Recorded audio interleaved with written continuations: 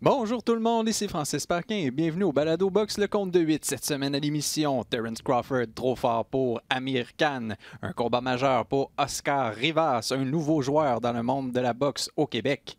Et Steve Claggett et Yves Ulysse-Fils se retrouvent pour la deuxième fois. Et c'est avec plaisir que je retrouve Adrien Meur. Salut Francis. Adrien, il y a plusieurs personnes qui disaient que le combat entre Terence Crawford et Amir Khan avait probablement aucun sens et aussi étonnant que cela puisse paraître, bien, la logique a été respectée en ce sens que Crawford a complètement dominé le vétéran boxeur britannique. Une victoire par arrêt de l'arbitre au 6e round. Un peu dans la confusion, on se demandait continue pas. Finalement, on peut dire que Virgil Hunter, l'homme qui murmure à l'oreille des boxeurs, a un peu décidé du sort de Khan, qui a finalement le décidé un peu d'abandonner, si on veut. Ouais, voilà. Il y a eu un coup bas au 6e round, au début du 6e round. Oui, c'était un coup bas, c'était un petit peu sur la cuisse, mais c'est vraiment, je pense que Khan a pris la porte de sortie, il a vu un échappatoire à ce combat contre Crawford qui n'était pas du tout en sa faveur jusqu'à maintenant, et il a décidé de prendre la voie facile et d'abandonner. Alors c'est sûr que le coup bas l'a affecté, mais il aurait pu prendre 5 minutes. Il avait jusqu'à 5 minutes pour récupérer de ce coup-là. Et au pire, s'il n'était pas en état de reprendre le combat, eh ben on va à la carte des juges. C'est une décision technique. Ça aurait été académique parce qu'il aurait perdu en décision. Mais ça aurait peut-être un peu mieux paru qu'un chaos technique comme ça. J'ai pas vraiment compris la décision de Virgil Hunter parce qu'on voit sur les images, l'entraîneur qui vient demander à Amir Khan s'il veut continuer, s'il veut qu'il arrête le combat, que Virgil Hunter arrête le combat, et on voit Khan qui hoche la tête, qui lui dit ouais vas-y, arrête là, j'en peux plus. C'est un peu décevant parce que c'est un abandon déguisé. Et c'est pour ça d'ailleurs que ça a été un chaos technique et non pas que finalement c'est pas la faute qui a mis fin au combat, mais c'est comme s'ils avaient abandonné entre deux rounds dans son coin pendant la minute de repos. Le prétexte était comme idéal étant donné le coup bas. Ouais, mais ça a pas été, c'est pas le coup bas qui a mis fin au combat officiellement. C'est vraiment un abandon, ils ont jeté l'éponge et c'est pour ça que ça compte comme un chaos technique et qu'on n'est pas allé à la carte des juges parce que ça aurait été le cas si le combat avait été arrêté à cause de ce coup bas, ça aurait été une décision technique, on serait allé à la carte des juges, le 6e round, les 30 secondes du 6e round auraient été jugées aussi et on aurait eu une décision technique qui aurait de toute manière avantagé Crawford parce que l'Américain avait dominé le début du combat, avait envoyé Amir Khan au tapis dès le premier round. On a pu voir que comme d'habitude, il était efficace, gaucher-droitier. Quand il était en droitier, c'était la droite qui passait par-dessus le jab d'Amir Khan. Quand il était en gaucher, il a très bien travaillé au corps avec les deux mains, des deux crochets, des combinaisons au corps qui ont usé Khan, qui l'ont fatigué. On voyait que le Britannique, il commençait à baisser le pied physiquement et qu'il n'en voulait plus trop. On savait avant le combat que ça allait être plus ou moins comme ça parce qu'Amir Khan, c'est plus le Amir Khan d'il y a quelques années. Depuis son terrible KO contre Canelo Alvarez, il a pris 2 ans avant de revenir et puis il a fait 2 combats, un contre Phil Lo Greco qu'il avait gagné en 30 secondes, un contre Samuel Vargas où il était allé au tapis, il avait été pas si convaincant que ça. Donc on savait que c'était plus le même Amir Khan et qu'il allait pas pouvoir rivaliser sur le long terme avec Crawford. Il a quand même connu des bons moments. Ouais, c'est ça, quelques bons flashs. On a vu vraiment sa vitesse d'exécution qui est assez phénoménale. C'est vraiment la vitesse de ses mains, c'est toujours la même. C'est ça qui est impressionnant chez lui. C'est son meilleur atout. Mais on a pu voir qu'il avait du mal avec la distance, avec les longs bras de Crawford. Et il devait faire des espèces de blitz, foncer un petit peu dessus, lancer 3-4 coups rapides. Mais après, il était hors de position et il se faisait contrer par Crawford. Même si ça reste quand même encore un bon boxeur, il n'avait pas les armes pour rivaliser avec le numéro 2 livre pour livre, Terence Crawford, qui remporte une victoire tout à fait logique, mais cette fin un peu en queue de poisson, ça ternit un peu la victoire de Crawford par rapport à la victoire par exemple de Lomachenko la semaine avant. Si on veut comparer les deux pour le titre de numéro 1 livre pour livre, l'adversaire de Lomachenko était peut-être un peu moins bon, un peu moins compétitif que Khan, mais la manière était bien plus impressionnante pour Lomachenko que pour Crawford. Ouais, d'ailleurs, le débat a été relancé par notre collègue Jean-Paul Chartrand dans sa chronique sur rds.ca. Et lui tranche, ce n'est pas Lomachenko le meilleur boxeur livre pour livre, ce n'est pas Terence Crawford, non, c'est plutôt Errol Spence fils. J'ai un peu de difficulté avec cette conclusion, étant donné que Spence, bon, on glorifie beaucoup le fait qu'il a vaincu un boxeur qui fait partie des 10 meilleurs livre pour livre en Mickey Garcia, mais Garcia a quand même monté de 2 catégories de poids, même s'il avait déjà boxé à 140 livres et été champion par le passé.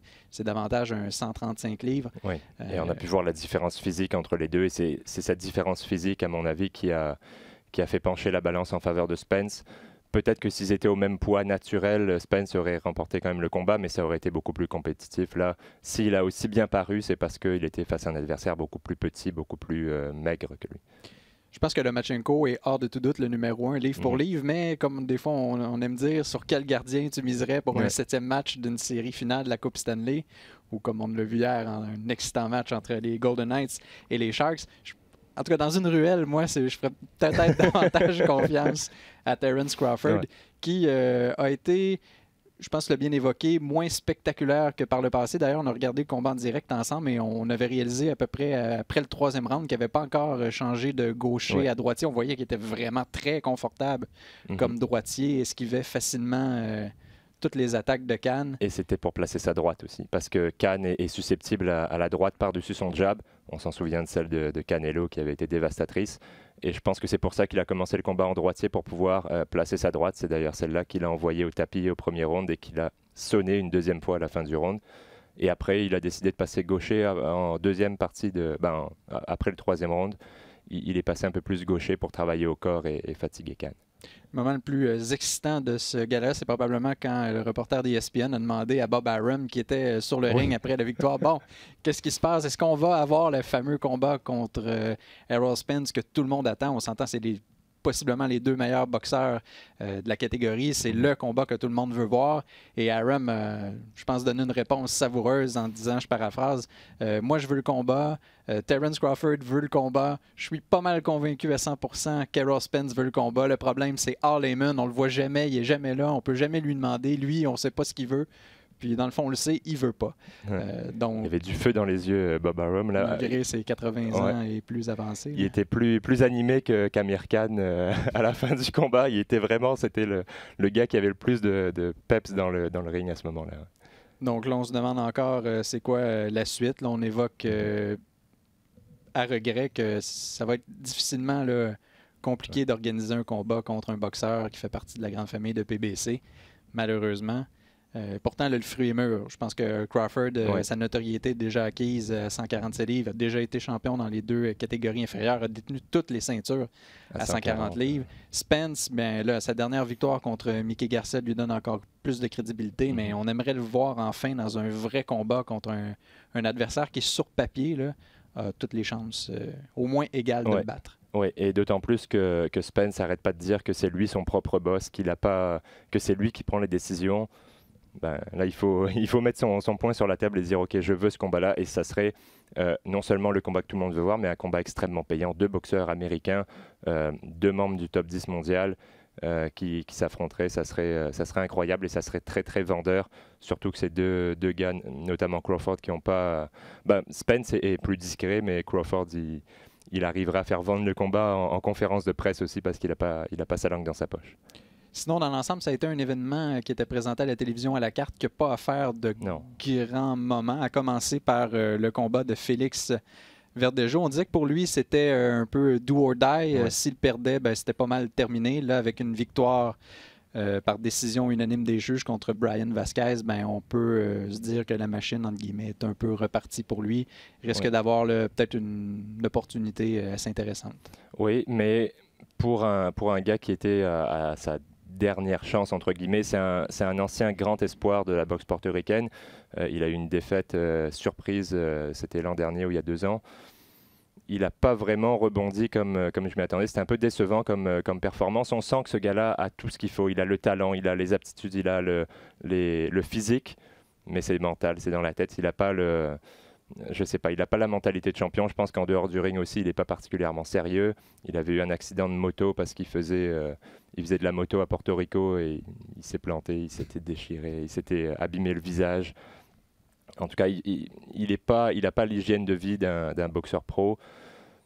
Et cette performance-là, oui, il a dominé Vasquez, il a mérité la victoire, mais on sentait qu'il manquait un petit quelque chose que... Je sais pas. Moi, je pense que c'est mental, qu'il n'a pas la mentalité d'un champion et l'attitude d'un champion. Et c'est dommage parce qu'il a toutes les aptitudes. S'il arrive à mettre tout ça ensemble, c'est vraiment un beau produit, mais il manque toujours un petit quelque chose. Il manque un peu de cœur, de feu. Sinon, il y avait également Shakur Stevenson, probablement le boxeur défensif le plus intéressant à l'œuvre en ce moment dans le monde de la boxe. Bon, un peu, c'est arrivé des bonnes mains de l'applaudissement quand il se présente vers le ring. On sait qu'il est originaire de Newark et de l'autre côté du fleuve Hudson où le combat était présenté à Manhattan au Madison Square Garden. Quand il est sorti, réaction un peu mitigée parce que ça n'a pas été ça a été une domination totale. On regarde les cartes des juges, 190, 89, 99, 91 et 98, 92, mais c'est surtout son histoire. Il fait face à la justice, il a été filmé en train de ruer de coups un individu. Donc, on sent la petite étoile est en train de pâlir un peu. Puis il y avait un malaise parce que André Ward, qui fait partie du panel d'experts d'ESPN, est son copromoteur. Donc mais il n'a pas commenté le combat, mais il était en analyse après. On va attendre que la lumière soit faite sur cette histoire, mais clairement, là, on marche sur des œufs avec raison. Oui, mais bon, ça c'est forcément, quand tu as des histoires judiciaires comme ça en dehors, ça fait pâlir un peu ton étoile, mais sur le ring, performance impeccable. Il a été tout en contrôle technique. C'est pour ça que je pense que c'est un des espoirs qui est le plus prêt pour les grandes ligues, plus que Teofimo Lopez, dont on va parler dans quelques minutes. Parce qu'il a tout. Offensivement, il a été très efficace, mais surtout défensivement, il ne se fait jamais atteindre. Il gère très très bien la distance, il se déplace toujours sur le côté. Il arrive toujours à s'en sortir, à ne pas se faire coincer dans des corps à corps. Il utilise bien sa portée. Je pense que c'est le diamant qui est le mieux poli jusqu'à maintenant parmi les espoirs, les jeunes espoirs de la boxe. Tu évoquais Teofimo Lopez affrontait un Finlandais du nom d'Edis Tatli qui, malgré tout, s'en est bien sorti dans la mesure où fermait la défensive à outrance, mais à un moment donné, il y en a eu assez, puis on a vu le talent de Lopez qui est remonté à la surface. Mais reste qu'il a été capable quand même de toucher Lopez à quelques reprises, ce Finlandais qu'on voyait pour la plupart pour la première fois à l'œuvre. Mais ça donne un peu aussi, j'en avais évoqué il y a quelques mois sur une statistique que CompuBox avait sorti. Oui, Lopez est un boxeur offensif excitant, touche souvent la cible, mais en contrepartie, contrairement à Stevenson, sa défensive est un peu plus poreuse et la journée qu'il va affronter un boxeur un peu plus qualifié qui est capable de rouler avec les coups, qui est surtout en contrepartie capable de rendre la monnaie de sa pièce, ça va être un peu plus compliqué. Mais ça va être excitant par contre. Non, ça va être un bon combat. Teofimo Lopez va toujours offrir des bons combats parce qu'il est très agressif, il a une bonne force de frappe, il met beaucoup de KO. Là, ça a encore été le cas contre Tatli. Mais c'est vrai qu'avant ce KO, c'était une droite au corps qui a fait plier le Finlandais. Mais avant ce KO, il n'a pas été si convaincant que ça. Oui, il a atteint la cible assez régulièrement, mais Tatli lui a posé beaucoup de problèmes avec ses déplacements, une défense hermétique. Et quand tu veux défier Lomachenko, que tu parles tout le temps de Lomachenko et que tu as de la misère avec un gars qui se déplace et qui a une bonne défense, faut peut-être revoir tes aspirations parce que non seulement Lomachenko a une bonne défense, il a aussi une excellente attaque. Et là, ça ne va pas être la même chose que contre Tatli. Il s'est fait atteindre aussi assez souvent par le jab du Finlandais. Donc, on voit qu'il y a un énorme talent chez Lopez. La force de frappe, ça, elle est indéniable. Mais il y a encore des choses à travailler, surtout au niveau défensif. Et ça, c'est ce qui prend le plus de temps chez un jeune boxeur. C'est pour ça que c'est impressionnant du côté de Shakur Stevenson qu'il soit déjà aussi efficace en défense. Au même moment, samedi, il y avait l'excellent Danny Garcia qui était de retour dans le ring. C'était son premier combat depuis sa défaite contre Sean Porter. Il n'y a jamais aucun boxeur qui avait arrêté Adrian Granados avant la limite. Eh bien, c'est maintenant chose faite. Officiellement, Garcia lui a passé le knockout au 7e round, mais dans les faits, c'est l'arbitre qui s'est interposé parce que là, Granados en avait assez. Visité le plancher 2 fois au 2e, 1 fois au 5e.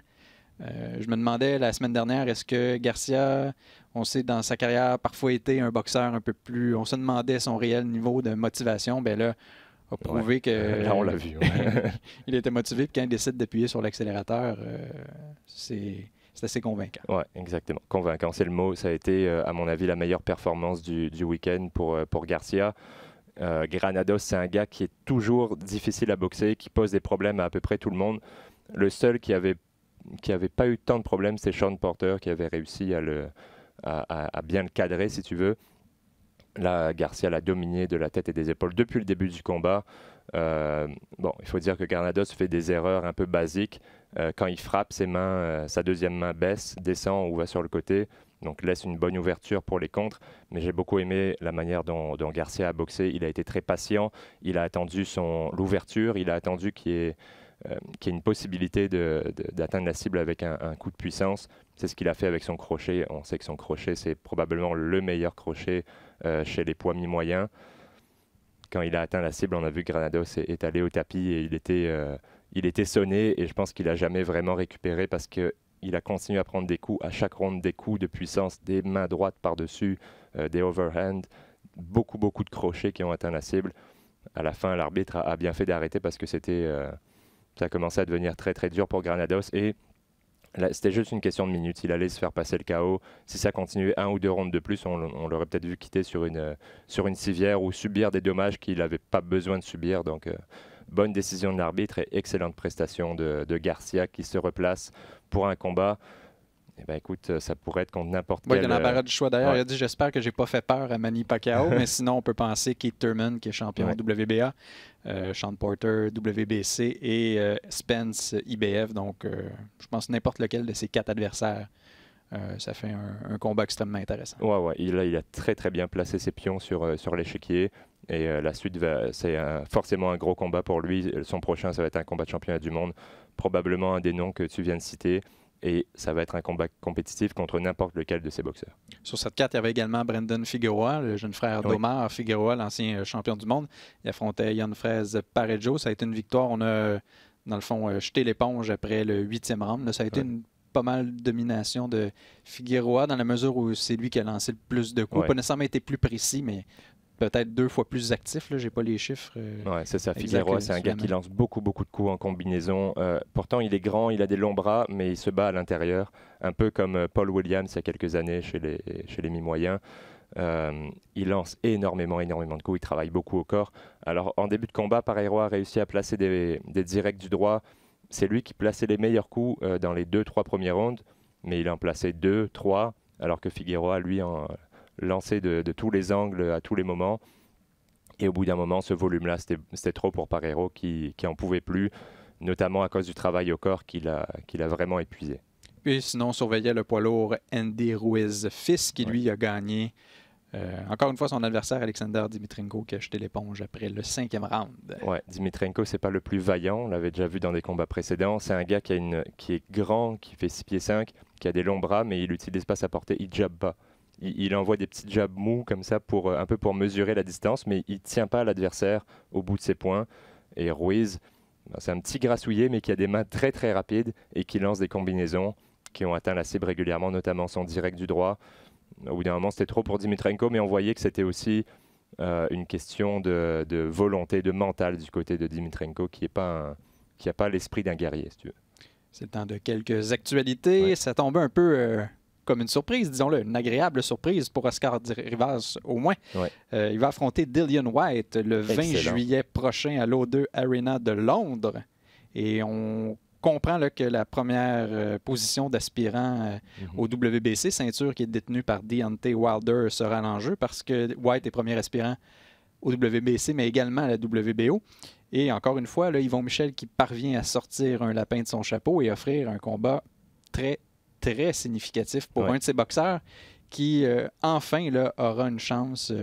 Celle contre Brian Jennings, c'était une bonne chance, mais là, celle contre Whyte, c'est quasiment inespéré. Ouais. Et ses chances de victoire sont légitimes. Oui, un peu comme, ça me fait penser un peu à Eleider Alvarez contre Sergey Kovalev. Il disait à l'époque, j'ai attendu ma chance tout ce temps-là, et là, je l'ai enfin, je veux la saisir. C'est un peu la même chose pour Oscar Rivas face à Dillian Whyte. Whyte est un très bon boxeur. On l'a vu, sa seule défaite en carrière, c'était contre Anthony Joshua il y a déjà quelques années, 2015 ou 2016. C'est un boxeur qui s'est amélioré depuis ce temps-là, qui a eu des belles victoires. Ça va pas être facile pour Oscar Rivas parce que Whyte, il est très costaud, il il est massif et il frappe fort. Mais Rivas aussi frappe fort et il est capable il a quand même une portée, une relativement bonne portée pour sa taille, Rivas. Et je suis sûr qu'il va être capable de mettre un peu de pression sur Dillian Whyte, qui a déjà montré quelques problèmes de cardio par le passé, notamment son premier combat contre Chisora où il avait été à la fin du combat, c'était le temps que ça s'arrête pour lui. Donc peut-être que Rivas pourra essayer d'appuyer sur ce bouton-là, d'essayer. On l'a vu à son dernier combat, au 12e round, il était sorti très très fort pour remporter le combat. Donc peut-être que c'est une avenue à avoir pour Rivas. En tout cas, c'est une superbe opportunité pour lui de se montrer sur la scène mondiale et d'obtenir une place d'aspirant numéro 1 pour un combat de championnat. Le pauvre Dillian Whyte, j'ai l'impression que chacun de ses combats, c'est un combat pour devenir aspirant numéro 1, puis il les gagne tous, mais à chaque fois, il recommence la même histoire. On sait c'est parce que de son côté Wilder a fait des défenses optionnelles ou essaye de rassembler 2 titres, mais le pauvre Whyte, il a quand même attendu son heure très longtemps. Lui, ça fait un moment qu'il l'attend, qu'il l'a eu, mais il n'a pas ce combat de championnat qu'il veut. Donc là c'est un combat contre Rivas. Pour lui, je ne sais pas à quel point il va être motivé après ses précédents combats contre des adversaires qui étaient peut-être un peu plus connus que Rivas. Donc tout ça, ça joue dans la cour du Colombien. C'est un avantage pour lui. Et écoute, il a une superbe opportunité et il a les qualités pour la saisir.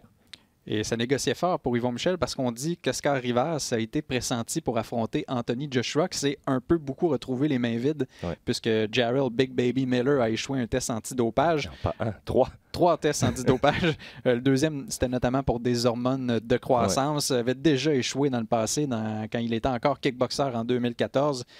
Plusieurs personnes ont ri de Miller, tout simplement parce qu'il disait « tu avais l'occasion de toucher ta meilleure bourse en carrière, affronter ton meilleur adversaire et tu lances ça, disons, aux poubelles. » Et par contre, certains vont dire, j'ai cru comprendre, Marc Hamzé disait, ça prouve les progrès qui ont été faits en matière d'antidopage parce que c'est heureusement pas arrivé après, mais en amont. Donc, on peut éviter des événements fâcheux. Là, dans le cas de Joshua, c'est pas encore officiellement annoncé le nom de son prochain adversaire, mais c'est certain qu'il va se battre au Madison Square Garden le 1er juin là, parce que ça marque son entrée en sol américain. Et j'ai l'impression qu'au final, le nom de l'adversaire importe peu parce que c'est vraiment la vedette des poids lourds qu'on veut voir en action, en chair et en os aux États-Unis pour une première fois. Voilà, ça va être un peu comme quand Canelo est arrivé chez DAZN, on lui a offert un combat contre Rocky Fielding pour... pas pour le montrer parce qu'il est connu, mais pour le faire briller. Ça va être un petit peu la même chose à mon avis pour Joshua. Et le fait que Miller soit écarté, ça leur donne l'opportunité d'avoir un adversaire de moindre niveau. C'est une excuse déjà toute faite. Regardez, on avait un bon boxeur en face de nous, mais il a échoué à un test antidopage, donc on a dû se rabattre sur ce nouvel adversaire qui est de moins bon niveau. Après, du côté de Miller, lui, je comprends vraiment pas. On peut dire que c'est une amélioration dans la lutte antidopage qu'il a été pris, mais il y a 2 des 3 substances pour lesquelles il a été contrôlé positif, c'était par un test d'urine. Le test d'urine, c'est la base. Tu peux pas te faire avoir, si tu es un tricheur, tu peux pas te faire avoir avec un test d'urine. Triche comme faux. Ouais, c'est ça. C'est comme si tu te fais avoir pour alcool au volant. Si tu te fais avoir parce que tu as soufflé dans un ballon, ok, tu t'es fait prendre par la patrouille. Mais si tu t'es fait avoir parce que tu avais ton 41 puis que tu sentais l'alcool à travers la fenêtre, le policier l'a senti direct, tu es un imbécile. Si tu t'es fait avoir comme un bleu, c'est un peu ce qui s'est passé pour Miller. Et tu l'as dit, il passe à côté de 8 millions de dollars, 5 millions garantis pour le combat contre Joshua, auquel s'ajoutaient des bonus en fonction des pay-per-view vendus, et 3 millions pour ces 2 combats suivants. 3 millions au total pour les 2. Parce qu'une défaite n'aurait pas signifié la fin de son association avec DAZN. Même, ça aurait pu lui permettre d'ouvrir quelques portes. On l'a vu, Dillian Whyte, sa seule défaite en carrière, c'est contre Anthony Joshua. Un Joshua qui est en pleine ascension, même pas encore champion du monde. Et malgré tout, il est parvenu, son étoile brille plus que jamais. Malgré la défaite, il s'est fait connaître un peu plus comme ça. Et Miller, ça aurait peut-être été le cas aussi. Il avait 3 combats, 8 millions garantis. Sa meilleure bourse en carrière, c'était 500 000 $ contre Bogdan Dinu. Là, il vient de cracher sur 8 millions. Tant pis pour lui. Sinon, Adrien, il y aura un nouveau joueur dans le monde de la boxe au Québec. Depuis la mort là, de Rixa Promotion, il y avait une demande pour un promoteur tiers parce qu'on dit qu'il y a beaucoup de boxeurs, bon, pas nécessairement des espoirs de premier plan pour devenir champion du monde, mais il y a beaucoup de gens qui veulent boxer au Québec et on n'est pas toujours en mesure de leur offrir des places sur les cartes, que ce soit Die of the Tiger Management ou encore de Groupe Yvon Michel. Donc, le problème sera bientôt réglé. New Era Fighting and Promotion sera lancé demain, jeudi, à Brossard. C'est le combattant Yann Pellerin, l'ancien spécialiste des arts martiaux mixtes, qui sera combattant et président de l'entreprise. Quelques noms de boxeurs qui y seront associés. Francis Lafrenière, Jean-Michel Bolivar, Jean-Michael Poulain, Francesco Cotroni, Alexandre Beaulé, Eric Davidson, Louis Jourdain, qu'on avait vu sur une carte de groupe Yvon Michel, et Alexis Barrière. Donc, on comprend qu'il passe professionnel parce qu'il est double champion canadien en titre. Donc, ce sera surveillé, conférence de presse demain. Des boxeurs là, qui sont reconnus pour vendre beaucoup de billets. Là, on pense à un Francis Lafrenière. J'ai cru comprendre que la revanche entre Bolivar et Poulain était signée. Donc, c'est des gens qui ont un gros following en bon français. Donc, et au travers de ça, on l'avait vu avec Rissa, Lafrenière avait été en mesure d'avoir une belle ascension en mettant la main sur un titre mineur et ensuite on a grimpé dans les échelons mondiaux. Bon, c'est pas nécessairement très bien terminé parce qu'il y a eu des défaites, très dures défaites en cours de route, mais reste que on sait pas, on peut tirer un lapin de son chapeau. Oh, oui, c'est un moyen de montrer le talent qu'il y a ici au Québec et c'est jamais une mauvaise nouvelle quand il y a un nouveau joueur qui se joint à l'équation parce qu'on sait la difficulté d'organiser des galas un peu plus mineurs où il n'y a pas vraiment une tête d'affiche qui va attirer les foules et ce genre de combattants qui amène chacun, ils vont amener chacun un petit peu ses followers comme tu dis et ça va finir par remplir l'aréna quand chacun amène un petit peu de foule, ça finit par remplir une aréna.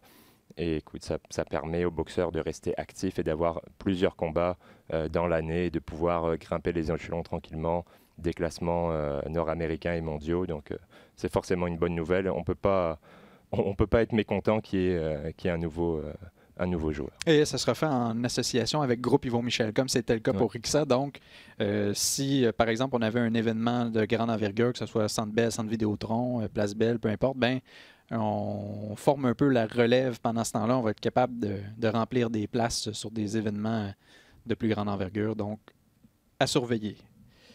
Premier événement qui sera présenté, si je crois bien, à Saint-Jean-sur-Richelieu au mois de mai. Ça reste à confirmer. On va connaître tous les détails demain, jeudi.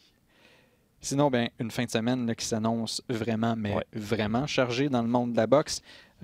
Combat très, très intéressant à commencer entre Yves Ulysse-Fils et Steve Claggett. 2 ans et demi qu'ils se retrouvent après la défaite de Ulysse devant Claggett, défaite par décision partagée. Ça avait été présenté en octobre 2017 au MTELUS. Et là, ils se retrouvent à Indio, en Californie. C'est un peu comme si un match canadien-nordique avait été présenté à Phoenix. Ça n'aurait pas de bon... Ah, on me dit que ça a déjà été fait. Alors, mes excuses.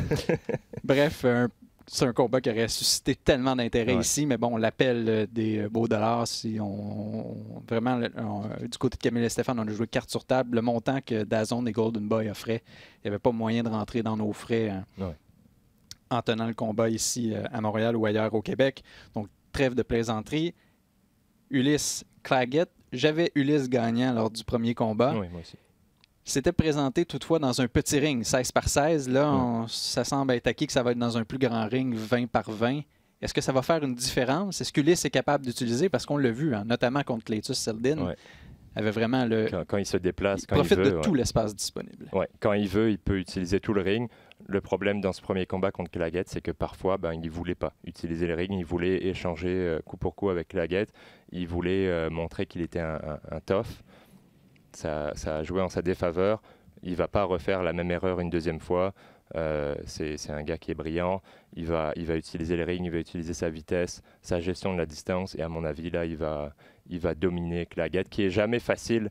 C'est jamais facile de bien performer contre lui parce que c'est un gars qui est un peu, en mauvais français, cagey, là, qui est un petit peu dur à manœuvrer et qui est très très actif. On sait ce qu'il va amener dans le ring, Claggett, mais je pense que cette fois, Ulysse va être encore mieux préparé et surtout va pas faire les erreurs tactiques qu'il a fait la première fois. En même temps, il y a un proverbe qui dit qu'il faut faire attention à ce qu'on souhaite. On voulait cette revanche, on voulait effacer cette vilaine tâche au dossier d'Ulysse. Par contre, Claggett semble et il ne parvient pas là, sur un coup de chance. C'est un boxeur, quelqu'un de très intelligent, c'est un boxeur efficace, mais il parvient vraiment toujours à obtenir un avantage auprès des juges. On l'a vu contre Mathieu Germain. C'est un combat qui était très serré, mais on voit que le style de boxe qu'il préconise est vraiment, on dirait, taillé sur mesure pour obtenir la faveur des juges. Oui, avec le volume de coups qu'il lance, parfois c'est partiellement bloqué, ça atterrit sur les avant-bras, mais ça a quand même un impact sur l'adversaire qui recule. Quand tu lances beaucoup de coups, forcément, les juges ils vont pas voir tous les coups qui touchent la cible ou tous les coups qui sont bloqués. Parfois, le juge est mal placé, il y a un dos ou l'arbitre qui passe devant, et ça paraît bien quand tu lances des coups, forcément. Il y a plus de chances que les juges te donnent le crédit pour ces coups-là que pour ceux que tu ne lanceras pas. Et forcément, ça joue dans leur évaluation. Et c'est à Yves Ulysse d'empêcher Claggett de lancer autant de coups en gardant sa distance et en le tenant au bout de son jab, en ne le laissant pas arriver à sa distance.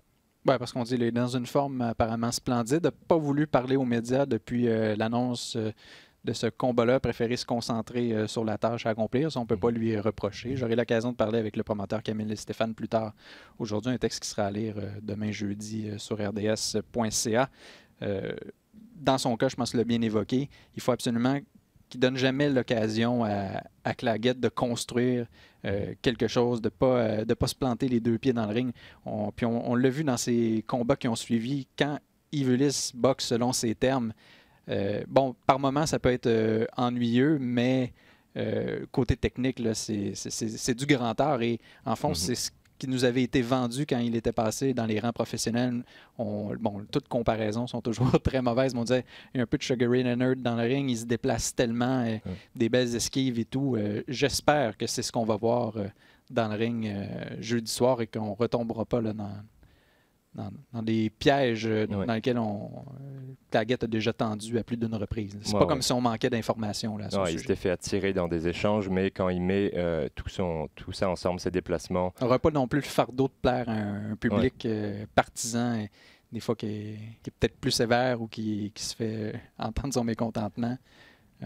Et quand il utilise tous ses atouts, il offre des performances spectaculaires, comme contre Saldin, où il avait vraiment impressionné. Donc...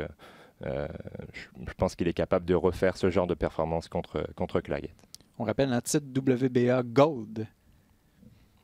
Qu'est-ce que ça veut dire? On ne sait pas trop. Même si aucun des deux boxeurs est classé à 140 livres chez les super légers. Mais bon, passons. Je l'évoquais d'entrée de jeu, énormément de combats à surveiller cette fin de semaine. Ça commence... Outre l'événement Ulysse Claggett 2, il y a Conor Coyle qui affronte Robert Burwell jeudi 22h sur Fight Pass de l'UFC. Ce sont les débuts officiels de Coyle, qui est un Nord-Irlandais avec Roy Jones Promotions. On sait que Roy Jones organise de nombreuses cartes pour la plateforme de diffusion en continu de l'UFC. Il a déjà battu Travis Scott, c'était pas le rappeur, c'était un boxeur qui s'appelle Travis Scott en février, et il affronte Burwell. J'ai pas vraiment trouvé d'informations à son sujet, donc il est né le 23 juillet 90. Là, je me suis dit, est-ce qu'il s'est passé quelque chose d'intéressant le 23 juillet 1990? La réponse, c'est pas particulièrement quelque chose d'intéressant. Tout ce que j'ai trouvé, là, c'est que je suis sûr que ça va te rejoindre. Denis Martinez a donné 4 coups sûrs, un but sur balle retiré, 8 frappeurs sur des prises en 9 manches complètes. Tim Warlock avait réussi 4 points produits contre les Pirates. Alors, on espère que ça va l'inspirer pour sa performance de vendredi. Ça se poursuit vendredi 14h30 sur DAZN. Fabio Turchi qui affronte Sami Nbam. C'est 3e défense du titre international d'argent. Donc, on ne sait plus quelle ceinture inventer. Chez les lourds légers du WBC, Turchi, c'est le meilleur boxeur livre pour livre italien. De là, l'intérêt à le voir à l'œuvre. Et Nbam, originaire de Lahti en Finlande. Et ce n'est pas la personne la plus célèbre de Lahti en Finlande. Tony Lundman, l'ancien défenseur notamment des Ducks. Et, probablement que ça va dire quelque chose, toi qui es amateur du ballon rond, Jari Litmanen, ancien capitaine de la sélection finlandaise. Et de l'Ajax, du grand Ajax des années 90. Voilà, je savais que tu pouvais ajouter un complément d'information. Sur une note un peu plus intéressante, vendredi 15h30 sur DAZN, sur cette Sor Rungvisai qui affronte Juan Francisco Estrada, Ouais. 4e défense déjà du titre des Super Mouches du Thaïlandais, on se rappelle. Hein? Fait créer un effet bœuf là, après avoir battu Chocolatito, non pas une, mais 2 fois, la 2e fois par un knockout. Chaos terrible. Ouais. Terrible. Premier combat, par contre, aux États-Unis depuis février 2008, c'était pour Super Mouche 2, et il avait battu, je te le donne en 1000, Juan Francisco Estrada par décision majoritaire. Dans un combat très serré qui avait été... Estrada avait posé beaucoup de problèmes à Sor Rungvisai. C'est probablement celui qui lui a posé le plus de problèmes récemment parce qu'il boxe de l'extérieur, il se déplace bien, il utilise son jab. Ça va être encore une fois la même chose. Sor Rungvisai, le taureau, Estrada, le matador. Et ça va être encore une fois très serré à mon avis. Et Estrada n'a pas nécessairement démérité cette revanche. Ben, ça avait été serré la première fois. Il avait participé au Super Mouche 3. Ensuite, au dernier gala de l'histoire des JBO le 8 décembre dernier. Et c'est ni plus ni moins considéré là, par la plupart des publications comme le 2e meilleur boxeur de la catégorie derrière Sor Rungvisai. C'est ce qu'on aimerait voir chez les mi-moyens. Les 2 meilleurs boxeurs qui s'affrontent, Spence et Crawford. Là, c'est possible. Dans d'autres catégories, malheureusement, c'est pas tout le temps possible. Avec les promoteurs et les réseaux de télé qui se livrent cette fameuse guerre. C'est dommage parce que c'est vraiment les 2 meilleurs de la catégorie et c'est pour ça. Et c'est la 2e fois qu'ils s'affrontent. On aimerait voir ça un peu partout. Comme à l'habitude, bien, sur un événement d'importance comme celui-là, organisé par DAZN aux États-Unis, bien, beaucoup de combats en sous-carte qui méritent l'attention, notamment un combat d'unification chez les Supercoques entre Daniel Roman, qui est champion WBA, et TJ Donaghy, champion IBF. Oui. Donaghy, c'est Doheny, pardon. Doheny, oui. C'est un boxeur australien qui est beaucoup moins connu. On ne l'a pas vu très souvent. Alors, il est champion, mais il s'est battu uniquement en Australie.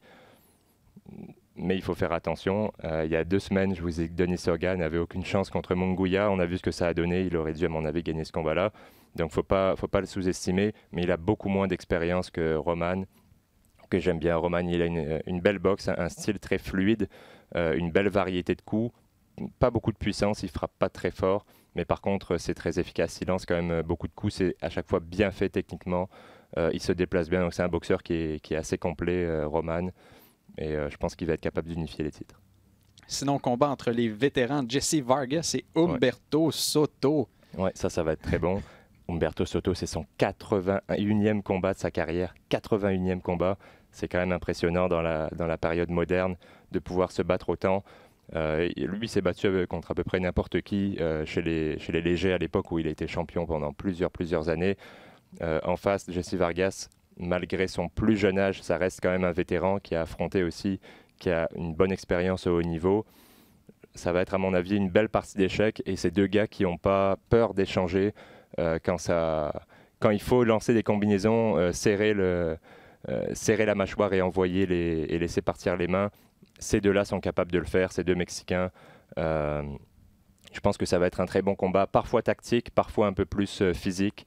Et ça devrait être un des bons combats de la soirée entre 2 vétérans qui sont très talentueux, qui ont vraiment de l'expérience, mais aussi du talent. Ça va être un bon combat. Sinon, je propose également de regarder à l'œuvre Shakram Djazov, médaillé d'argent au Jeux de Rio. Je l'avais vu en sous-carte de Pascal Bivol à Atlantic City. Il affronte Emmanuel Taylor, un boxeur qu'on a déjà vu notamment, là, je regarde ici, contre Chris Algieri ou encore Adrian Broner. Son dernier combat, ça remonte quand même à mai 2017, là, une dure défaite par arrêt de l'arbitre contre Matissé, mais a prouvé dans le passé qu'il avait été capable de tenir contre des boxeurs très, très respectables. Ouais, contre Broner, il avait fait une bonne performance. Ouais. Ça se poursuit samedi du côté d'ESPN+, Daniel Dubois qui affronte Richard Lartey. Dynamite, Daniel Dubois. Est-ce que c'est le prochain Anthony Joshua? Tout le monde se pose cette question. 21 ans seulement. Il affronte un Ghanéen, Lartey, qui lui a subi sa seule défaite en carrière quand il est allé sur la route en Suisse. Donc, on l'a invité pour une raison. De toute façon, Dubois, seulement 21 ans, est en pleine ascension. Dubois, en préparant le balado, je ne me rappelais pas qu'il avait démoli le Roumain Cojanou à son dernier combat. On se souvient, ça avait été un partenaire d'entraînement pendant plusieurs mois de Joseph Parker. Donc, non, il l'avait dominé complètement que Janou, et c'est un gars qui est impressionnant, Dubois, parce que malgré son jeune âge, il progresse à chaque combat. Il me semble que c'est contre Kevin Johnson qui s'était battu il y a 2 ou 3 combats, et Johnson lui avait posé, pas posé des problèmes, mais il n'avait pas gagné par KO parce que Johnson faisait juste se défendre. Et la fois d'après, on a vu qu'il avait appris cette leçon-là, qu'il n'essayait pas d'y aller uniquement par coup de puissance, mais qu'il préparait un peu mieux ses attaques. On voit une progression constante à chacun de ses combats, et c'est très prometteur pour l'avenir parce qu'il est encore très jeune.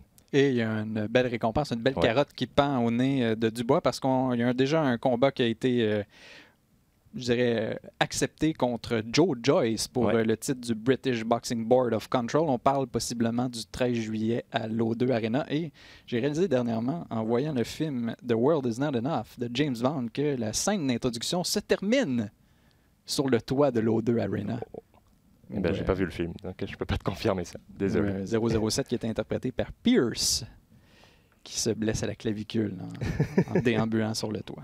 J'ai une belle découverte que j'ai faite récemment. Je suis capable de joindre la culture populaire au sport. Je n'arrête pas. Samedi, très très grosse soirée. Encore une fois, ça commence 2 galas qui vont être présentés en même temps. 22h chez DAZN. Régis Progrès contre Kirill Relic.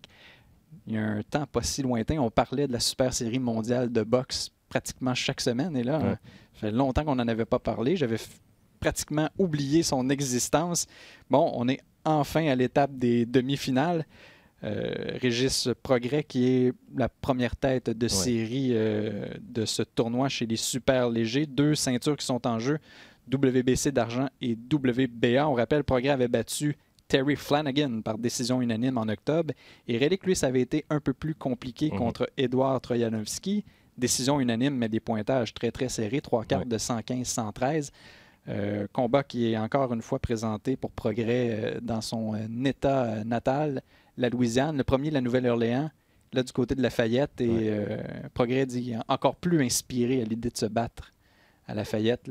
Donc, et c'est un gars qui est toujours impressionnant, qui offre toujours des bons combats. Il a un style qui est beau à voir, un style un peu à l'ancienne, avec les bras comme ça. Il a les mains basses très souvent, mais il bouge très très bien la tête. Il bouge bien le buste aussi, complètement. Pas juste la tête, mais tout le haut du corps. Des belles esquives, et il a des mains rapides quand il est à l'intérieur, quand il combat en corps à corps. Il lance des combinaisons très rapides et il a beaucoup de puissance dans les gants, donc c'est toujours spectaculaire à voir. Même quand il est à l'extérieur, il s'approche en faisant des mouvements de balancier. C'est un style un peu à l'ancienne, mais qui est très efficace. Et Relic, lui, c'est un gars qui, on sait ce qu'il apporte, il va avancer, il va lancer beaucoup de coups, beaucoup de volume. Pas forcément le meilleur technicien, mais un gars qui a beaucoup de cœur et qui vient pour travailler. Je ne pense pas qu'il va être capable d'imposer sa volonté sur Progrès, qui est capable de le contrer et de le rendre un peu plus hésitant. Mais ça risque quand même d'être un combat avec pas mal d'action. Et là, sauf erreur, le gagnant affronte le gagnant de l'autre demi-finale entre Taylor et Barachick, qui était parti, ne semble être revenu parce qu'il était un peu insatisfait là, des conditions. Les combattants c'était sorti dans les médias, n'avaient pas été complètement payés. D'ailleurs, Amir Iman a lancé une poursuite contre Don King, n'aurait pas reçu tout l'argent qu'il mérite. C'est pour ça que ça a pris du temps à revenir à la Super Série mondiale, c'est parce qu'il y avait des problèmes d'argent. D'ailleurs, il y avait eu des menaces comme quoi ça allait peut-être être complètement annulé. Heureusement, ça continue. Malheureusement, ce qui devait être la finale de ce gala a été annulé. On s'attendait à... Je pense que tu étais très excité à l'idée de voir le combat entre Nonito Donaire et Zolani Tété. Malheureusement, Tété, on a appris il y a quelques heures seulement, il est blessé à une épaule. C'est Mike Coppinger qui nous apprend cette nouvelle. Et là, on se demande qu'est-ce qui va arriver. Une des premières options, c'est que Donaire affronte Stephen Young, qui était déjà pressenti pour se battre. On sait qu'il y a toujours des combats de remplacement de ce tournoi pour justement pallier à d'éventuelles blessures. Par contre, on dit que c'est pas impossible que le combat entre Donaire et Tété soit tout simplement remis à une date ultérieure. Ce qui est bon. Ça.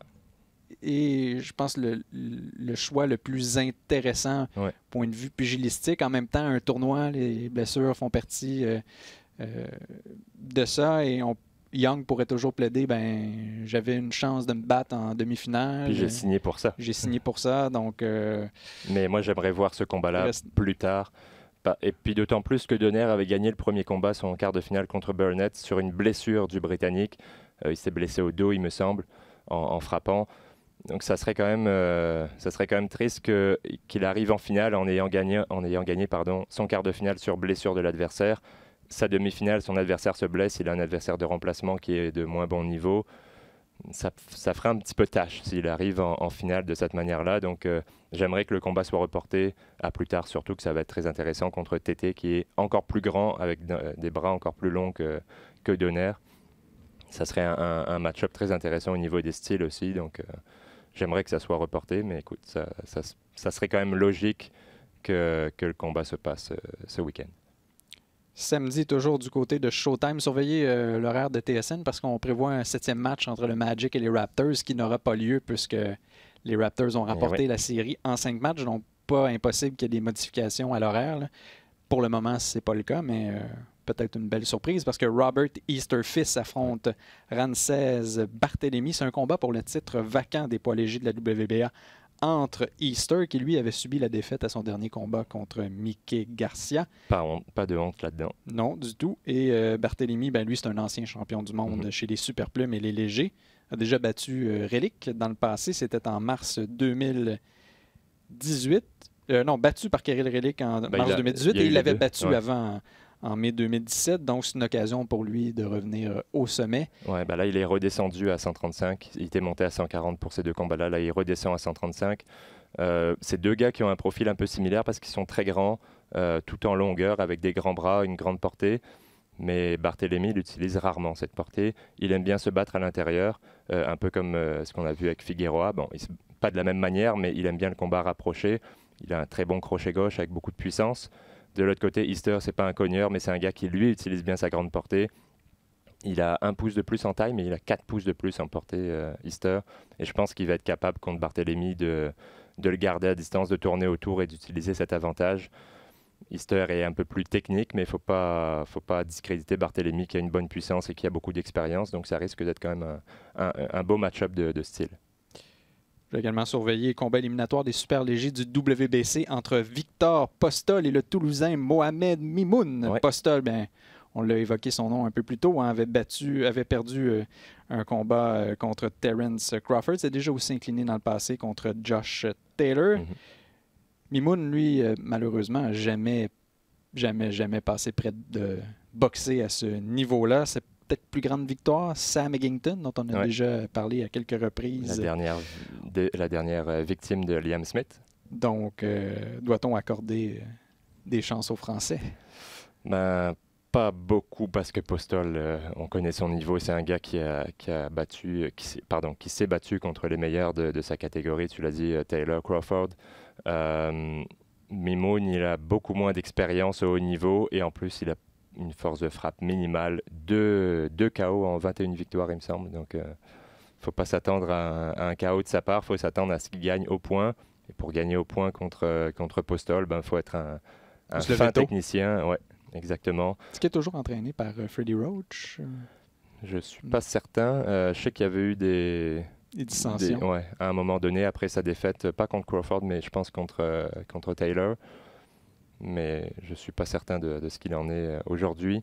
En tout cas, Postol, c'est un gars qui... les deux sont assez grands avec une bonne portée, mais Postol a plus de puissance dans les gants, ça c'est évident. Et aussi beaucoup plus d'expérience. Je pense que ça va être relativement pas facile pour lui, mais il a tous les atouts pour l'emporter confortablement. Et en ouverture de ce programme triple, Efe Ajagba, le fameux poids lourd nigérien qui lui affronte Michael Wallish, qui a été battu par Christian Hammer en décembre. Donc, il faut s'attendre à ce que ce scénario se reproduise, exactement. Tout à fait. Ajagba, on se souvient, son dernier combat disputé dans des conditions pas nécessairement optimales. Il faisait très froid, là. 46 Fahrenheit. Lewis avec Lennox Lewis qui avait sa grosse couverture. avec ses gros gants pour pallier le froid. Donc, mais Ajagba, c'est un jeune qui est très impressionnant. 6 pieds 5, 85 pouces de portée, c'est autant que Tyson Fury, une des meilleures portées de la boxe. Et il l'utilise très bien pour développer toute sa puissance en tournant complètement le corps.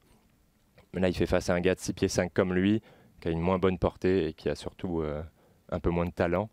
Donc, il faut s'attendre encore une fois à un chaos spectaculaire de la part d'Ajagba. Alors, c'est pas mal ce qui complète le tour de l'actualité cette semaine. Comme à l'habitude, je vous invite à visiter notre page Facebook, Le Compte de 8, ou encore à nous écrire à nos différents comptes Twitter, que ce soit @FPaquinRDS ou encore @AdrienMeur.